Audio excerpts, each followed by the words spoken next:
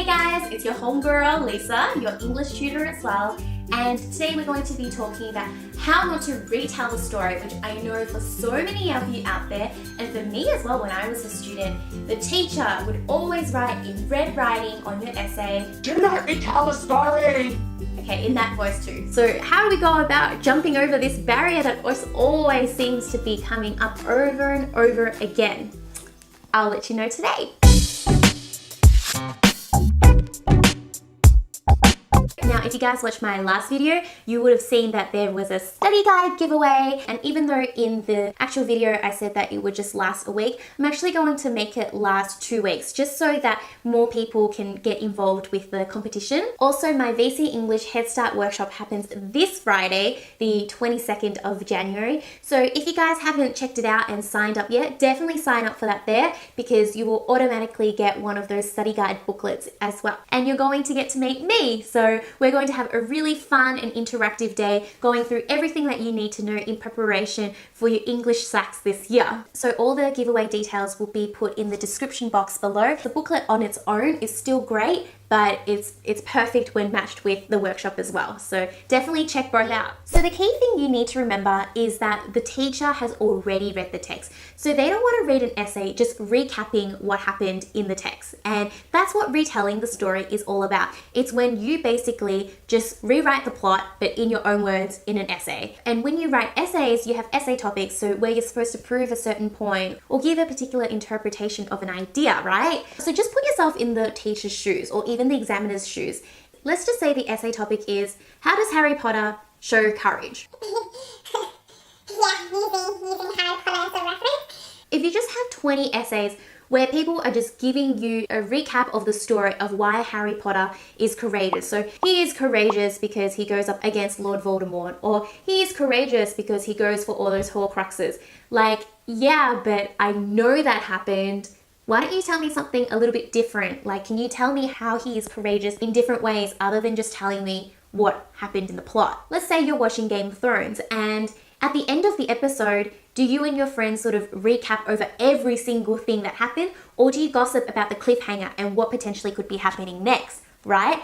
So you don't sit there for ages with your friend going, okay, so this is what happened and this is what happened. You're more like, oh my gosh, what? This is what happened at the end of the episode, and oh my gosh, here are all my theories about what's going to happen next, or whatever. In real life, you don't really retell the story for someone who has already watched something or already read something.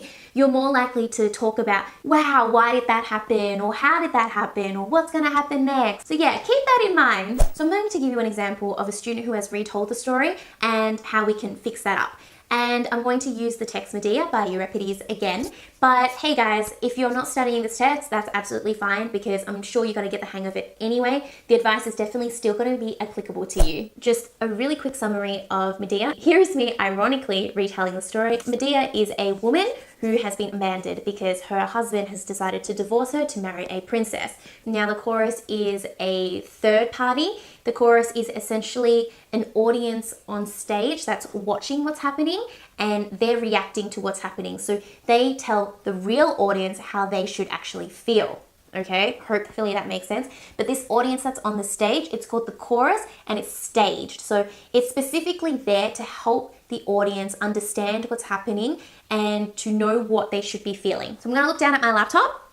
And so this is an actual example I had from a student. So it's complete with its imperfections in terms of retelling the story, but also just grammar and expression as well. But the latter parts I'm not going to go into. We're just going to focus on how to not retell the story. So here I've got, the chorus believe that Jason's actions of betraying Medea and marrying a new wife are harsh and shameless, as seen as they state, you are acting wrongly in abandoning your wife, which manipulates the audience to view Jason's decision as wrong, as the chorus represent the audience's reaction. Okay. So that sentence itself is a little bit messy. So what's going on here is that there is a lot of retelling, okay?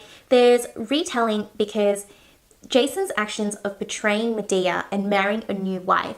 The part about the marrying a new wife, you don't even need that. You've already said betrayal. And as a reader of your essay, I understand that what you're saying is him marrying a new wife, and that's it. So it's pretty straightforward. Now, by saying betraying Medea and marrying a new wife, and then in the quote, you've got you're acting wrongly in abandoning your wife, it's kind of just saying the same thing. So you should either take out one or the other because it's unnecessary repetition, right? So a lot of the times, in order to avoid retelling the story, just don't fall into the trap of, and then this happened, or, next this is what happened. Additionally, when you retell the story, it doesn't give you the opportunity to actually analyze the text and show that through your essays. So I'm going to show you a better example now.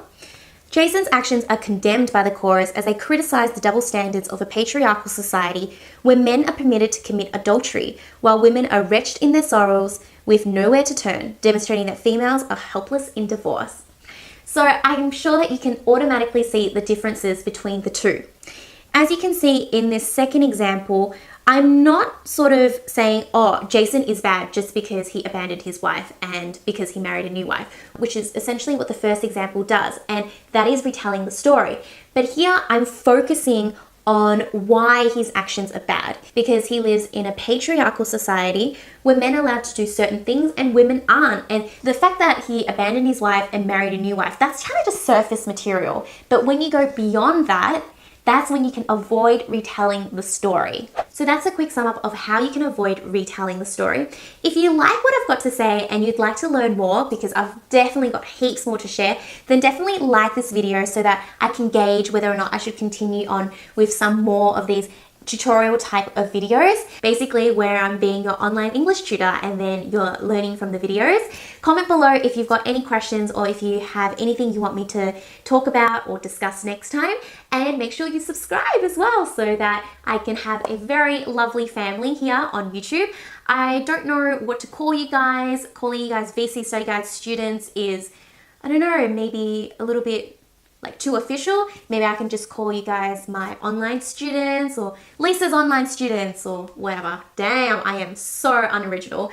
But anyways, let's think about it. And if you've got an idea, then please comment below. So don't forget about the workshop that's happening on Friday. So I'll have the chance to meet you guys and actually help you improve your English. It's really the best opportunity for me to discuss my English study guide booklet with you. But if you can't make it, then definitely sign up for the giveaway and hopefully you guys will win. Yeah, I'll see you guys next time. Bye! I want to find a thing about love, and then basically I'll flick through the book and I'll only pinpoint the pink highlighters, and that's pretty much it. It makes it so much easier for you.